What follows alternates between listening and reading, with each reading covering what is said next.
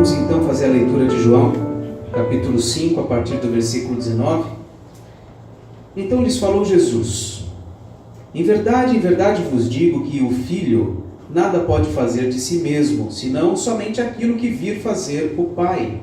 Porque tudo o que este fizer, o Pai também porque tudo o que este fizer, o Filho também semelhantemente o faz. Porque o Pai ama ao Filho e lhe mostra tudo o que faz, e maiores obras do que estas lhe mostrará, para que vos maravilheis. Pois assim como o Pai ressuscita e vivifica os mortos, assim também o Filho vivifica aqueles a quem quer. E o Pai a ninguém julga, mas ao Filho confiou todo o julgamento, a fim de que todos honrem o Filho do modo por que honram o Pai. Quem não honra o Filho, não honra o Pai que o enviou. Em verdade vos digo, quem ouve a minha palavra e crê naquele que me enviou, tem a vida eterna. Não entra em juízo, mas passou da morte para a vida. Em verdade vos digo que vem a hora e já chegou, em que os mortos ouvirão a voz do Filho de Deus, e os que a ouvirem viverão. Porque assim como o Pai tem vida em si mesmo, também concedeu ao Filho ter vida em si mesmo, e lhe deu autoridade para julgar, porque é o Filho do homem. Não vos maravilheis disto, porque vem a hora em que todos os que se acham nos túmulos ouvirão a sua voz e sairão. Os que tiverem feito o bem, para a ressurreição da vida, e os que tiverem praticado o mal, para a ressurreição do juízo. Eu nada posso fazer de mim mesmo, na forma por que ouço julgo. O meu juízo é justo, porque não procuro a minha própria vontade, e sim a daquele que me enviou. Se eu testifico a respeito de mim mesmo, o meu testemunho não é verdadeiro. Outro é o que testifica a meu respeito, e sei que é verdadeiro o testemunho que ele dá de mim. Mandastes mensageiros a João, e ele deu testemunho da verdade. Eu, porém, não aceito o humano testemunho. Digo-vos, entretanto, estas coisas, para que sejais salvos. Ele era a lâmpada que ardia e alumiava, e vós quisestes por algum tempo alegrar-se com a sua luz. Mas eu tenho maior testemunho do que o de João, porque as obras que o meu Pai me confiou, para que eu as realizasse, essas que eu faço testemunham a meu respeito de que o Pai me enviou. O Pai que me enviou, esse mesmo é que dá testemunho de mim. Jamais tendes ouvido a sua voz, nem visto a sua forma. Também não tendes a sua palavra permanente em vós, porque não credes naquele a quem ele enviou. Examinais as Escrituras, porque julgais ter nelas a vida eterna, e são elas mesmas que testificam de mim. Contudo, não quereis vir a mim para terdes vida. Eu não aceito glória que vem dos homens. Sei, entretanto, que não tendes em vós o amor de Deus. Eu vim em nome de meu Pai, e não me recebeis. Se outro vier em seu próprio nome, certamente o recebereis. Como podeis crer, vós os que aceitais glória uns dos outros, e contudo não procurais a glória que vem do Deus único? Não penseis que eu vos acusarei perante o Pai. Quem vos acusa é Moisés, em quem tendes firmado a vossa confiança. Porque se de fato cresceis em Moisés, também creríeis em mim, porquanto ele escreveu a meu respeito. Se, porém, não credes nos seus escritos, como crereis nas minhas palavras? Até aqui a palavra do Senhor. Vamos orar. Ó Deus bendito, te louvamos pela tua palavra, por este longo discurso de Jesus, registrado pelo apóstolo João. Te agradecemos porque pelo poder do teu Espírito esses escritos chegam até nós e nos servem para a instrução, para a correção, para a edificação da tua igreja. E tu possas, Senhor, esclarecer o sentido dessas palavras a nós e possa também nos transformar segundo a tua vontade. Oramos em nome de Jesus. Amém. Amém. Nessa semana eu perguntei para a Rebeca se Jesus é Deus. E ela disse que não. Então eu empreendi a dura tarefa de explicar para uma criança de 6, quase 7 anos o conceito do Deus triuno que nós cremos. Se você acompanha o meu Instagram, você viu a foto do esquema que eu fiz para ela entender. Eu não sei se ela entendeu. Depois ela disse que Jesus é Deus, mas há alguns anos eu já venho preparado o coração da Rebeca, ajudando ela a decorar o catecismo infantil. O catecismo infantil tem essas perguntas: existe mais de um Deus? Diz aí, Rebeca. Não, só existe um Deus. Ela está falando? Alguém está ouvindo aí? A outra pergunta é: Deus subsiste? A pergunta é: em quantas pessoas Deus subsiste? Em 3 pessoas. Como essas pessoas se chamam? Muito bem. Então, Pai, Filho e Espírito Santo. Eu já tenho ajudado ela a memorizar as respostas, né, a essas perguntas. E ela decorou tudo isso. Mas, quando eu perguntei se Jesus era Deus, mesmo assim ela disse que não. Isso me faz pensar que, embora ela tenha apenas 6 anos, e talvez ainda não tenha compreendido bem a divindade de Jesus, é possível que muitos adultos, mesmo depois de terem decorado algumas coisas, memorizado algumas coisas, ainda não tenham assimilado essa verdade tão central do cristianismo bíblico, que é a divindade do nosso Salvador. E é a respeito disso que Jesus está falando nessa passagem que nós acabamos de ler. A pergunta que eu deixo para você pensar e refletir, né, ao longo desta mensagem é: você crê na divindade de Jesus? Se sim, por que você crê na divindade de Jesus? Nessa mensagem nós vamos ver como Jesus prova a sua própria divindade aos judeus. Ele está num discurso falando com os judeus e ele está, ao longo deste discurso, mostrando argumentos pelos quais ele pode ser considerado com o Pai, pode ser considerado Deus. Mas antes da gente entrar no texto propriamente dito, é bom a gente lembrar do contexto, o que aconteceu logo antes dessa passagem.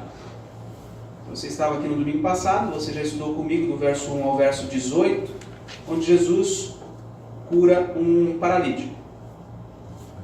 E depois começa uma discórdia, um problema ali em relação a ele ter feito isto num sábado. Esse é o ponto central da discórdia com os judeus. Porque ele disse ao paralítico que deveria se levantar, tomar o seu leito e andar. E os judeus ali não ficaram nem um pouco felizes por ele ter se levantado, carregado o seu leito e ter andado. Por quê? Porque era sábado. É absurdo, né? Como pode isso? Então esse foi o grande problema. E Jesus, ele foi para curar um homem específico, porque ali diz o texto que tinha uma multidão de enfermos. Ele foi para curar um homem específico, num dia específico, porque ele tinha um propósito específico.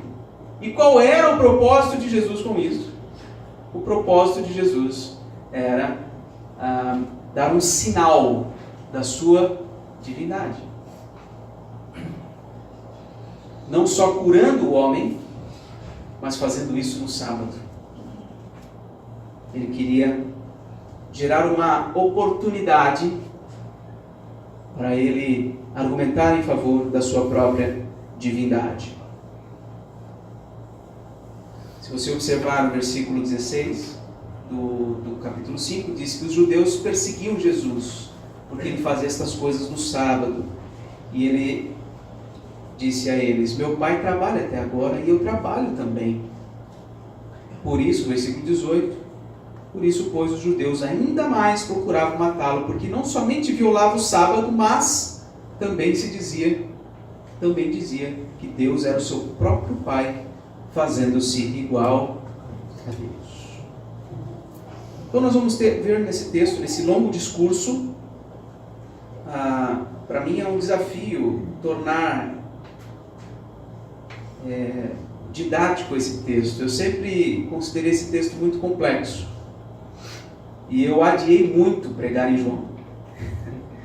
Eu já quero pregar em João há muito tempo, mas eu venho adiando, e ainda não me sinto suficientemente capaz, mas eu falei, agora é a hora. Se não for agora, não sei quando vai ser. Então, comecei. Estamos aí no capítulo 5, vamos chegar até o fim, se Deus quiser. Mas este é um dos textos que eu creio mais complexos para a gente entender. E eu, admitindo isso, eu não quero desanimar você, mas eu quero te incentivar a olhar atentamente comigo. A gente vai precisar de ter foco neste momento para observar como que o discurso vai sendo construído, ok? Bom, o primeiro ponto, a primeira coisa que eu quero dizer, lógico, é que o tema dessa mensagem é tal pai, tal filho.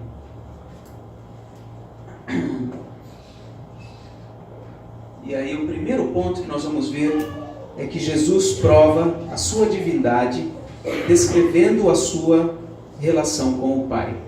Observe comigo os versos 19 a 23. Então lhes falou Jesus: em verdade vos digo que o Filho nada pode fazer de si mesmo, senão somente aquilo que vir fazer o Pai, porque tudo o que este fizer, o Filho também semelhantemente o faz. Essa relação de Jesus com o Pai, ela é uma relação de profunda intimidade. Os filhos geralmente carregam traços do seu pai. E nesse contexto social, a maioria dos filhos seguiam exatamente as mesmas carreiras do seu pai. Eu tenho um exemplo aqui na frente, né, Felipe? O pai do Felipe, né, trabalhou como mecânico. Trabalha ainda ou não? Trabalha comigo. Trabalha agora com você, né? Agora você que é o chefe dele, né? Mas o Felipe aprendeu o ofício com seu pai, depois avançou, foi estudar. Então ainda temos, hoje, filhos que acabam seguindo a mesma atividade do seu pai, né? Eu sou pastor e meu pai é pastor. Eu nunca sonhei ser pastor, foi algo que Deus providenciou. Já estava casado e tudo mais, mas o fato de eu ter crescido nesse meio, de alguma forma me dá um certo traquejo para algumas coisas, né? Acaba facilitando um pouco em alguns sentidos. Mas o ponto aqui que Jesus está falando é que ele tem uma relação de profunda intimidade com o seu pai, e ele faz tudo aquilo que o seu pai faz. O versículo 20 diz: porque o pai ama o filho e lhe mostra tudo o que faz. E maiores obras do que esta lhe mostrará, porque para que vos maravilheis. Ou seja, isso que eu fiz com este homem é algo que o próprio Deus faz. Eu faço o que Deus faz, o que o Pai faz. E outras coisas maiores ainda vocês verão. E de fato, Jesus dá um monte de sinais do seu poder. Um poder que não é meramente humano. Como nós vamos ver a seguir, uma das coisas que homem nenhum pode fazer é dar vida a outro homem. Pois Jesus tem sim o poder para ressuscitar mortos. Amém. Versículo 21 diz: pois assim como o Pai ressuscita e vivifica os mortos, assim também o Filho vivifica aqueles a quem Ele quer. O Filho faz o que o Pai faz. Por quê? Porque são semelhantes. Tanto um como o outro são um único Deus. Isso é assim que ele está provando a sua divindade, porque ele faz exatamente aquilo que o Pai faz. Versículo 22: e o Pai a ninguém julga, mas ao Filho confiou todo o julgamento. Ou seja, quem tem autoridade para julgar? O Pai. E ele pegou essa autoridade e a delegou ao seu Filho. E agora o Filho é que vai fazer todo o julgamento. Para quê? Por que ele faz isso? Por que Jesus ressuscita os mortos como o Pai ressuscita os mortos? Por que Jesus julga assim como o Pai julga? Versículo 23. A fim de que todos honrem o Filho do modo porque honram o Pai. E qual que era o grande problema dos judeus? Eles honravam o pai, mas desprezavam o filho. Eles não queriam nem saber de Jesus. O que Jesus está dizendo é que não tem como adorar a Deus, senão por mim. Não tem como honrar o pai sem honrar o filho. Olha o final do versículo 23. Quem não honra o filho, não honra o pai que o enviou. E a gente vê seitas por aí, que às vezes até a gente chama de evangélicos também, que professam crer em Deus, mas não creem na divindade de Jesus Cristo. Não creem que Jesus é o Filho de Deus. E quando nós nos referimos a essa expressão Filho de Deus, geralmente nós entendemos como algo menor. Na lógica humana, dizer Filho de Deus não é o mesmo que dizer Deus.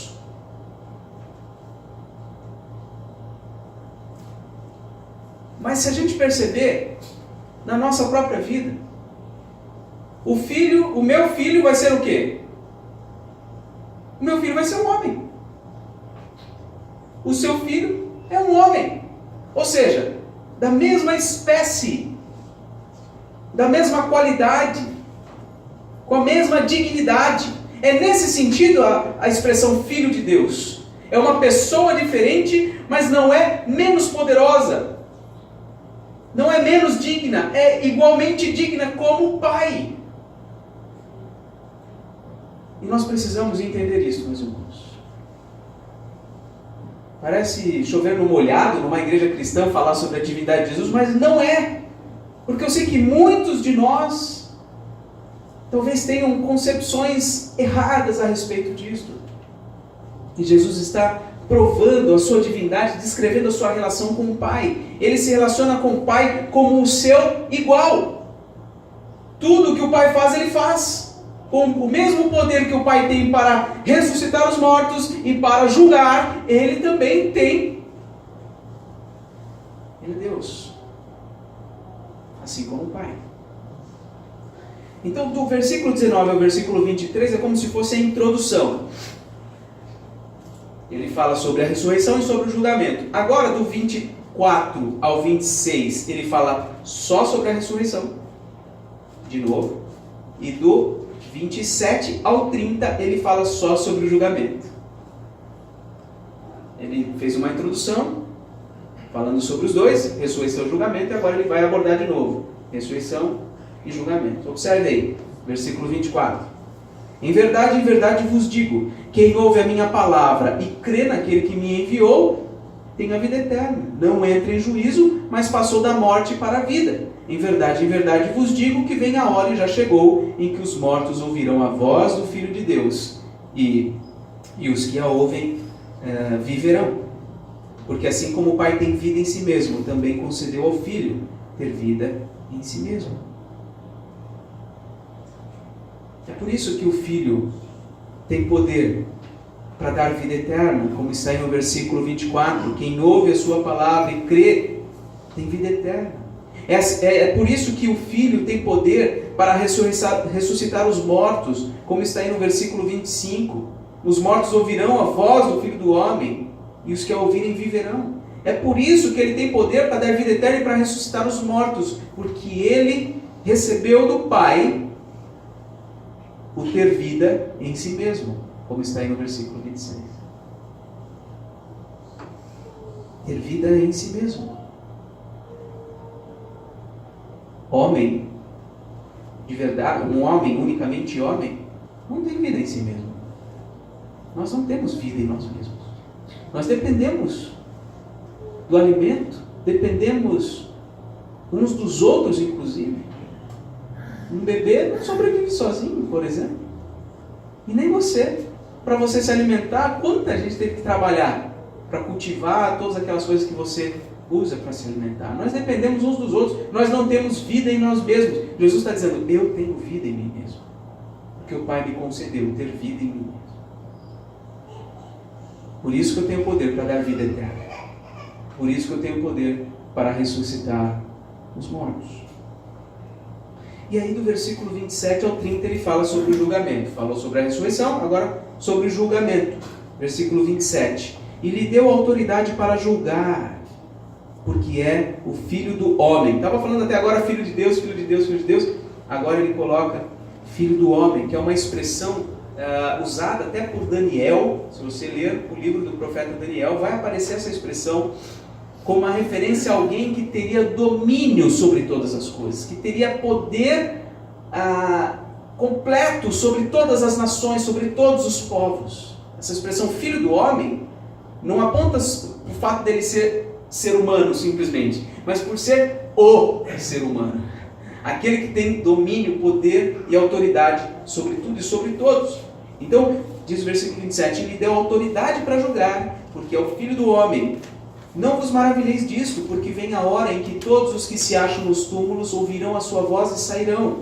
Os que tiverem feito o bem, para a ressurreição da vida, e os que tiverem feito ou praticado o mal, para a ressurreição do juízo.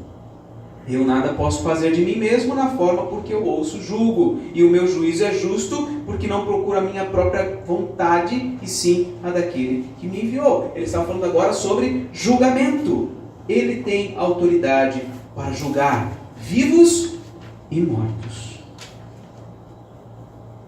Que ser humano é esse que tem autoridade para julgar vivos e mortos? Com certeza não é um mero ser humano, mas é Deus. Hoje até eu estava conversando com o Gilmar pela manhã e eu já estudei, já pensei um pouco sobre como serão os corpos ressuscitados, né? Os corpos glorificados dos salvos. E, na verdade, o próprio apóstolo Paulo dá uma descrição lá em 1 Coríntios capítulo 15. Mas eu ainda não tinha pensado sobre como serão os corpos ressuscitados daqueles que praticaram o mal e serão julgados. Eu não sei como vai ser, mas com certeza não vai ser um corpo glorioso. Com certeza vai permanecer a fragilidade, a corrupção, todas as fraquezas humanas. Só que esse sofrimento não vai chegar ao fim. Vai ser um sofrimento eterno. Jesus está dizendo, eu faço isso porque eu tenho autoridade dada pelo Pai. Então esse é o primeiro ponto. Jesus prova a sua divindade descrevendo a sua relação com o Pai. Em outras palavras, o que ele está dizendo é, eu sou igual ao Pai. O que ele faz eu faço. Tudo que ele faz eu faço. Ele vivifica os mortos, eu vivifico os mortos. Ele julga vivos e mortos, eu julgo vivos e mortos. Esse é o Senhor Jesus. Em segundo lugar, Jesus prova sua divindade com base no testemunho do Pai. Aí vem o versículo 31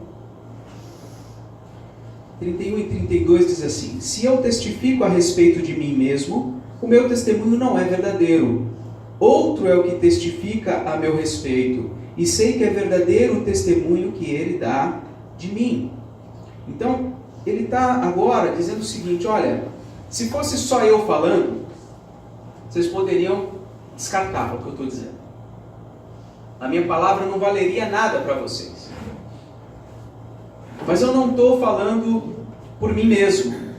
Tem alguém que testifica a meu respeito. E este é o Pai. E aí ele fala de um testemunho que o Pai concedeu. Ele diz no versículo 33 até o versículo 35 a respeito de João Batista. Olha só, mandastes mensageiros a João, que é não o apóstolo, mas João Batista. Mandastes mensageiros a João, e ele deu testemunho da verdade. Eu, porém, não aceito humano testemunho. Digo-vos, entretanto, estas coisas, para que sejais salvos. Ele era a lâmpada que ardia e alumiava. Ou seja, ele estava iluminando, lançando luzes sobre a verdade, que sou eu. Mas vós, e vós quisestes por algum tempo alegrar-vos com a sua luz. Eles desfrutaram por um tempo da companhia do ministério ali de João Batista. O que ele está dizendo é o seguinte, que o Pai enviou João Batista para ser sua testemunha, para que as pessoas pudessem olhar para Jesus por meio do testemunho de João Batista. Esse é um testemunho. Mas só esse testemunho ainda não é suficiente. E aí ele diz no versículo 36, mas eu tenho maior testemunho do que o de João, porque as obras que meu Pai confiou para que eu as realizasse, essas que eu faço testemunham a meu respeito, que o Pai me enviou. Então, como se não bastasse o testemunho de João Batista, eu ainda tenho um testemunho maior. Qual é o meu testemunho? As coisas que eu faço. As coisas que eu faço testemunham a meu respeito. É como se implicitamente Jesus estivesse falando assim: quem de vocês tem poder para curar o paralítico que eu acabei de curar? Quem de vocês? Nenhum de vocês. Isso que eu estou fazendo é uma testemunha, é um sinal da minha divindade, é um sinal do meu poder. Vocês não estão olhando para isso. Versículo 37, o Pai que me enviou, esse mesmo é que tem dado testemunho de mim. Jamais tendes ouvido a sua voz, nem visto a sua forma. Então, por meio dessas obras, é o Pai que está dando testemunho acerca de mim. Mas não é só isso também. Ele fala do testemunho de João Batista, ele fala do testemunho das suas ações, das suas obras, e agora fala do versículo 38 ao 40, do testemunho das Escrituras. 38. Também não tendes a sua palavra permanente em vós. Vocês não têm a palavra de Deus permanente em vocês, porque não credes naquele a quem ele enviou. Ele está dizendo para os judeus: vocês examinam as Escrituras, porque julgam ter nelas a vida eterna, e são elas mesmas que testificam de mim. Contudo, não quereis vir a mim para terdes vida. Quer dizer, vocês ignoraram o testemunho de João Batista. Vocês estão ignorando o que vocês estão vendo que eu estou realizando. E vocês ignoram o testemunho das Escrituras, porque vocês leem as Escrituras julgando que nelas tem a vida eterna, elas falam de mim, e vocês não estão me recebendo como Deus, como Salvador. Tudo isso é o testemunho do Pai. O Pai deu João Batista para ser o seu precursor. O Pai conferiu ao Filho o poder de realizar aquelas obras. E o Pai deu as Escrituras para que eles pudessem, por meio das Escrituras, e olhar para Jesus e perceber: este é aquele que foi anunciado nas Escrituras do Antigo Testamento. Mas não, eles não criam isso. Não criam. E aí, por fim, Jesus apresenta 3 razões por que eles não reconheciam a sua divindade. No versículo 41 e 42, nós vemos o seguinte: eu não aceito a glória que vem dos homens, sem entretanto que não tendes em vós o amor de Deus. A primeira razão porque eles não reconheciam a divindade dele é porque eles não tinham o amor de Deus. Ou, em outras palavras, eles não amavam a Deus. Eles não amavam a Deus. E é isso que acontece com muitos que se dizem crentes em Deus, mas não aceitam Jesus como Deus. A verdade é que eles não amam a Deus. Porque se eles amassem a Deus, eles iriam na sua palavra e obteriam da palavra a verdade a respeito do seu Filho.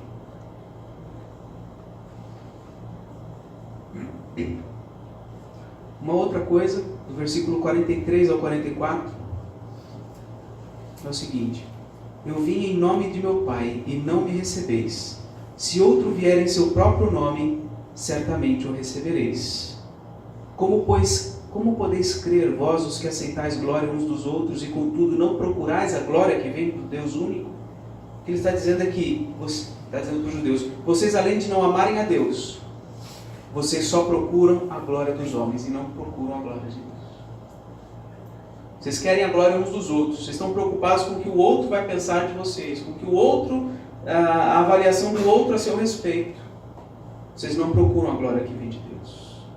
Vocês não amam a Deus, vocês não procuram a glória que vem de Deus. E por fim, do 45 ao 47, ele fala de Moisés. Pois não penseis que eu vos acusarei perante o Pai. Quem vos acusa é Moisés, em quem tendes firmado a vossa confiança. Porque se de fato cresceis em Moisés, também creríeis em mim, porquanto ele escreveu a meu respeito. Se porém não credes nos seus escritos, como crereis nas minhas palavras? A última razão porque eles não recebem a sua divindade, não reconhecem, é que eles não creem nas escrituras. E ele está se referindo a Moisés como ele está se focando no Pentateuco, os escritos de Moisés. Mas a gente pode tomar como uma parte de toda a escritura do Antigo Testamento. Eles não reconhecem a sua divindade porque não amam a Deus, não procuram a glória que vem de Deus e não creem nas escrituras. Talvez nós conheçamos muitos que não creem na divindade do Senhor Jesus Cristo. Nós precisamos testemunhar diante deles a respeito dessas verdades. Leve-os a pensar sobre a relação de Jesus com o Pai. Tente mostrar para eles que Jesus, o Filho, fazia exatamente as coisas que só o Pai poderia fazer. Tente levar eles a pensar sobre o testemunho que o Pai deu acerca dele, por meio de João Batista, por meio dos profetas todos. Mostre nas Escrituras que Jesus é o Cristo, o Filho de Deus. Foi assim que o eunuco, naquela viagem, se converteu, porque Filipe foi até ele. Filipe foi até ele e explicou, a partir de um texto do Antigo Testamento, por toda a Escritura, ele explicou quem Jesus era. Então essas pessoas precisam saber que Jesus é o Filho de Deus e você precisa testemunhar isso diante delas. Não há nada mais importante do que compreender que Jesus que veio ao mundo, e são poucos os que dizem, não, Jesus era só um homem, Jesus era só um mestre, Jesus foi um padrão moral para a humanidade. Muitas pessoas estão abertas a ouvir a respeito de Jesus e nós precisamos testemunhar acerca dessas coisas para elas. Porque é pelo conhecimento de Cristo que as pessoas podem ser salvas.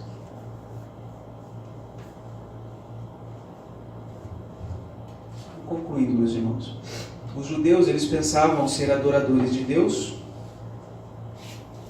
e pensando honrar a Deus, eles rejeitavam a Jesus, mesmo vendo os sinais que ele realizava, mesmo vendo tudo o que ele fazia, eles rejeitavam a Jesus como Deus. Os milagres que Jesus fazia eram sinais que indicavam que ele era o Filho de Deus, mas nem vendo os sinais, eles o reconheciam como Filho de Deus. E uma coisa que eu quero destacar desse texto, e isso acontece em outros momentos também, é que um sinal miraculoso sempre está ligado a um testemunho verbal. Diferente do que muitas igrejas tentam fazer hoje em dia. Nós vemos o paralítico sendo curado e aqui um discurso que complementa o sinal. Algo que é dito, que explica aquela realização. Os sinais realizados por Deus sempre proporcionam um ambiente propício à pregação do Evangelho. O sinal nunca vem isolado. E muitas vezes a gente quer ver o sinal isolado nas nossas vidas. E muitos cantam, hoje o meu milagre vai chegar. Quando o que é mais importante é a palavra de Deus, que dá sentido ao milagre, que dá sentido ao sinal. Então o testemunho verbal que acompanhava o sinal sobrenatural era igualmente poderoso para testificar que Jesus é o Filho de Deus. Mas nem depois do sinal, nem depois do testemunho verbal, os judeus creram que Jesus é o Filho de Deus. Jesus insiste que não é possível honrar a Deus sem honrá-lo. Então eu gostaria de concluir aqui com 3 frases. A única forma de amar ao Pai é amando ao Filho. A única forma de conhecer o Pai é conhecendo o Filho. Ambos são um só Deus, verdadeiro e eterno, da mesma substância. Tal Pai, tal Filho, iguais em poder e glória. Quer ouvir a voz de Deus? Ouça a voz do Filho. Creia no Filho. Ele é o Verbo divino. Quer ser livre da condenação e ter vida eterna? Entregue-se ao Filho. Creia nele. Ele tem autoridade nos céus e na terra para te salvar, para te libertar de todo julgamento, de todo juízo. Quem, senão Deus, tem poder de dar vida eterna e ressuscitar mortos? Quem, senão Deus, tem autoridade para julgar vivos e mortos? Jesus é Deus. Essa aqui é a verdade.